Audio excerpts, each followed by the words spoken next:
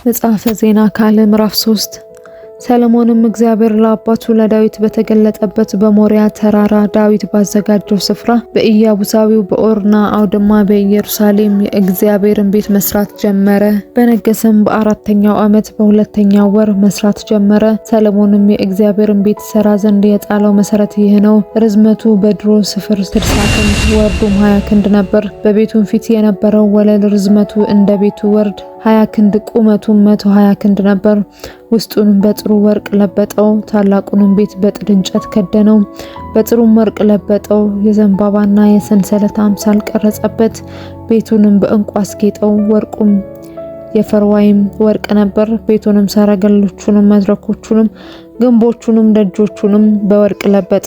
በግንቦቹም ላይ ኪሩቤልን ቀረጸ። ቅድስተ ቅዱሳኑንም ሰራ። ርዝመቱም እንደ ቤቱ ወርድ 20 ክንድ ወርዱም 20 ክንድ ነበር። 600 መክሊት በሚያል በጥሩ ወርቅ ለበጠው። የምስማሮቹ ሚዛን 50 ሰቅል ወርቅ ነበር። የደርቡንም ጓዳዎች በወርቅ ለበጠ። በቅድስተ ቅዱሳንም ውስጥ ከእንጨት ስራ 2 ኪሩቤልን ሰራ፣ በወርቅም ለበጣቸው። የኪሩቤልም ክንፎች 20 ክንድ ሙሉ ተዘርግተው ነበር። የአንዱ ኪሩብ ክንድ 5 ክንድ ነበር። የቤቱንም ግንብ ይነካ ነበር። ሁለተኛው ክንፍ 5 ክንድ ነበር። የሁለተኛውንም ኪሩብ ክንፍ ይነካ ነበር። የሁለተኛውም ኪሩብ ክንፍ 5 ክንድ ነበር። የቤቱንም ግንብ ይነካ ነበር።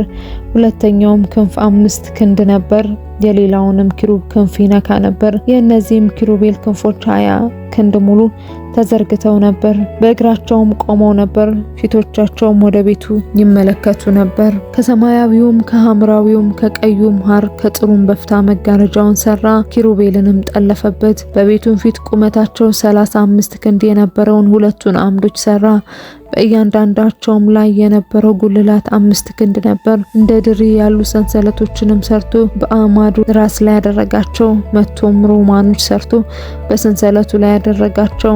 አዕማዶቹንም አንደኛውን በቀኝ ሁለተኛውን በግራ በመቅደሱ ፊት አቆማቸው። በቀኝም የነበረውን ስም ያቁም፣ በግራም የነበረውን ስም በለዝ ብሎ ጠራው።